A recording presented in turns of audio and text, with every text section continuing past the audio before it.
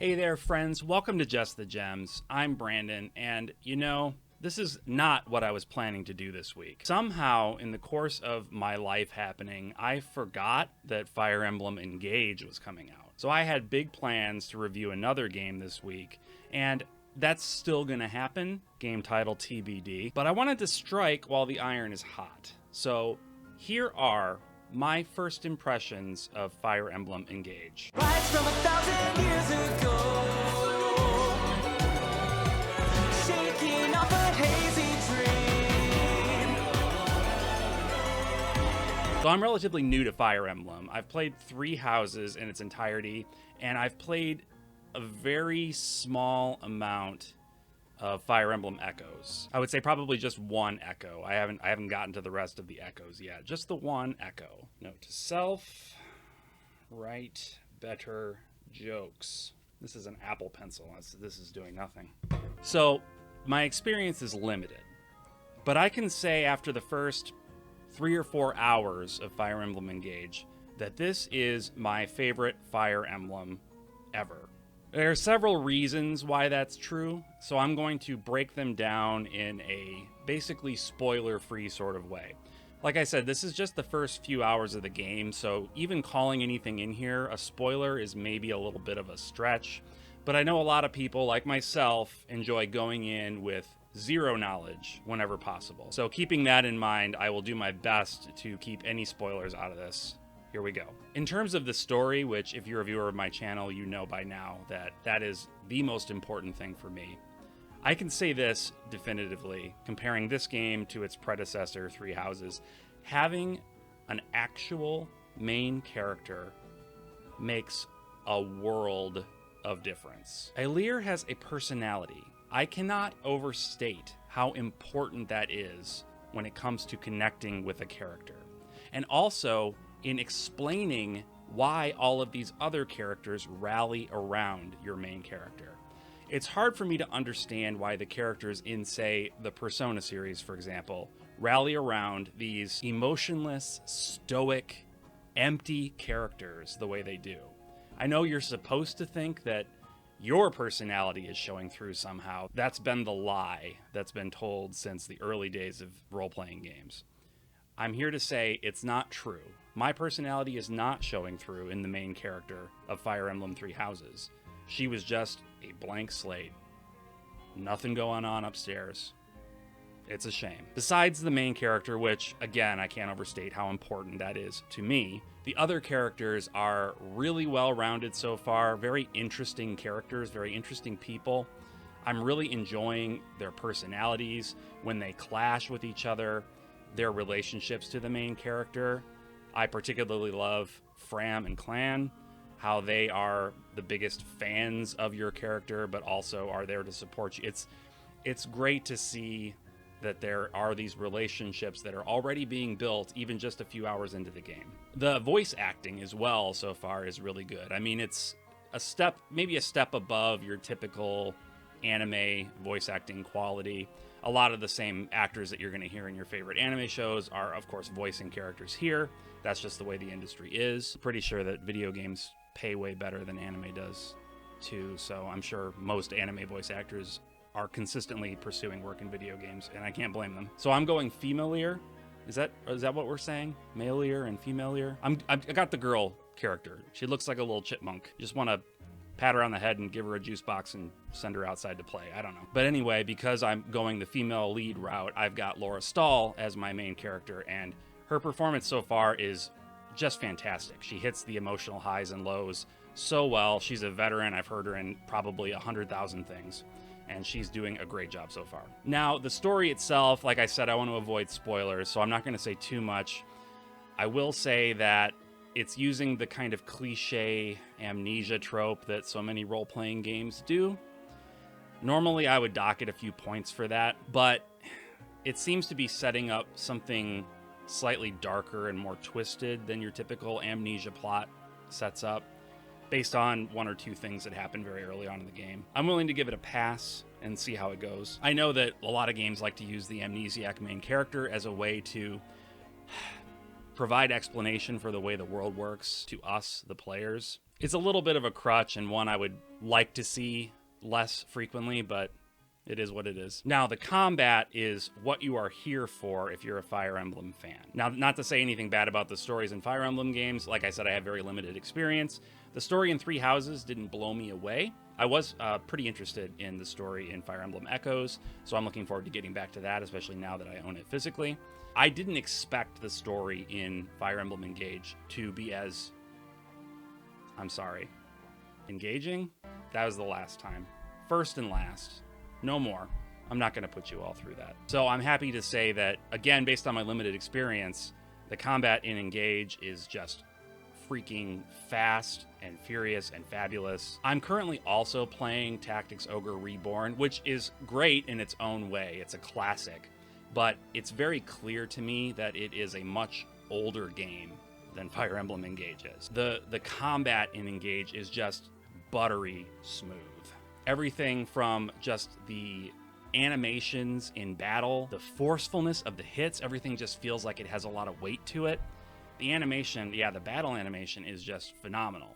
The animations outside of battle, on the other hand, are, most of the time they're fine. They're okay.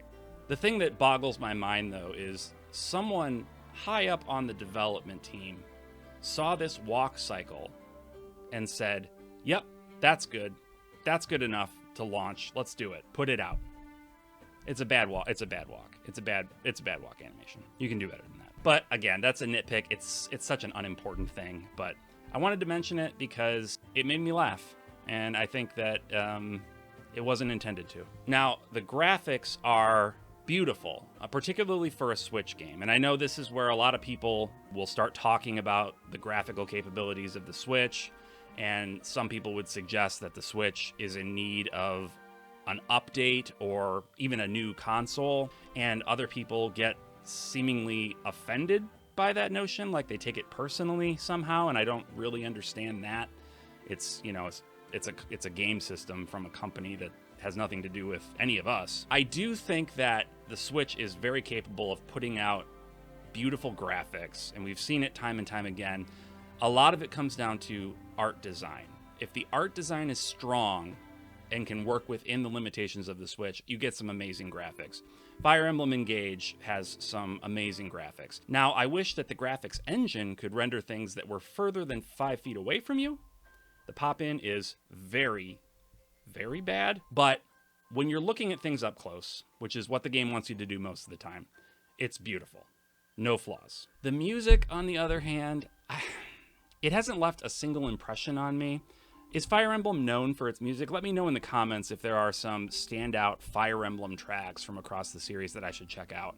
I don't know the composers of Fire Emblem. I don't know the history well enough to be able to say whether or not the music is typically beloved. Is it just there and serviceable? That's what it feels like to me so far. But I would love to know what you think in the comments. Point me in the right direction if there's some Fire Emblem music I should check out. I love game music, and I'm always happy to add more to my playlist rotation. There's lots of fun things that you can do in between battles once you get access to roam around your Somniel, which is your floating home base in the sky. There's training mini games you can do that will give you stat boosts in upcoming battles.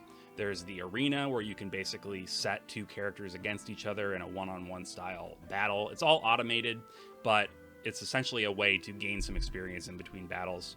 You can bond with other characters. You can actually do that from anywhere. You can activate the bond sequences between two characters from the world map or from the Somniel. Those scenes are, of course, very entertaining. They're fun to watch. You can raise animals for some reason. I don't know how much there is to this mechanic in the game. You can find animals out in the world and adopt them, kind of steal them. Like, I stole this dog from this village. I didn't ask anybody. I just took it. That seems, I don't know. That seems wrong. There's a little mystical creature that lives in the Somniel that you can raise and pet and feed and dress up in cute outfits. There's so much to do in between battles, but none of it feels like something you have to do. I know there's been a lot of complaints about Three Houses and how the social aspects of the game may be detracted from the combat and the progression of the story. I don't know if I agree with that or not.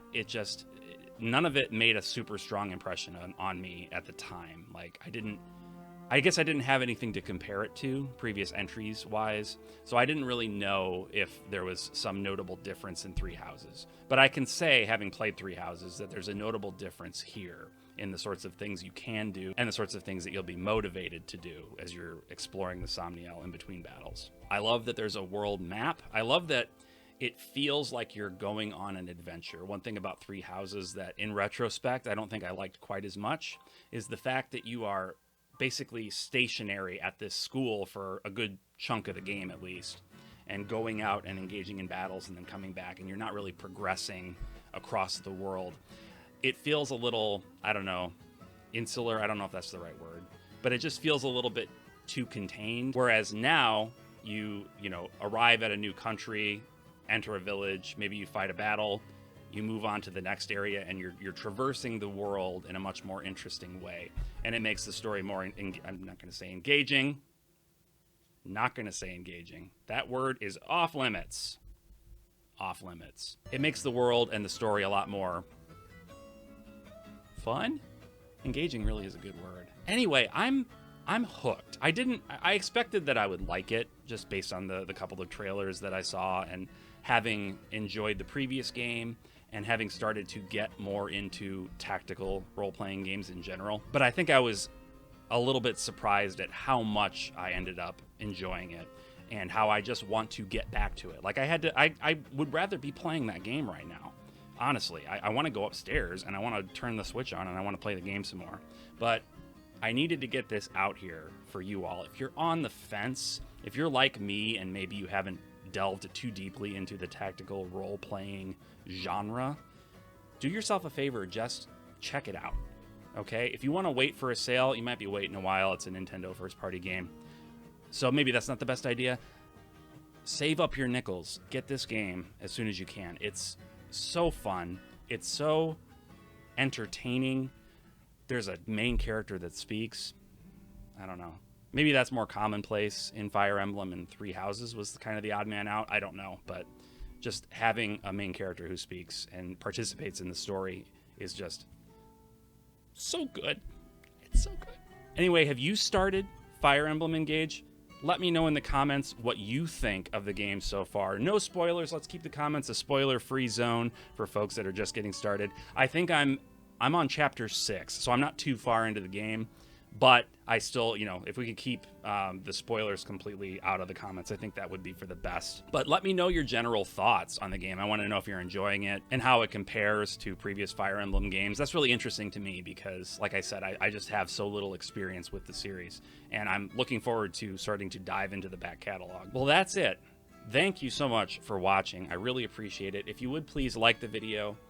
Please subscribe to the channel. It helps me out a ton to know you're there. If you like the sort of content I make, subscribe, hit the bell if you want. Some people want you to hit the bell.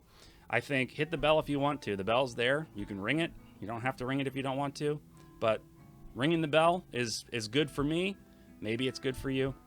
Dealer's choice. And until next time, bye.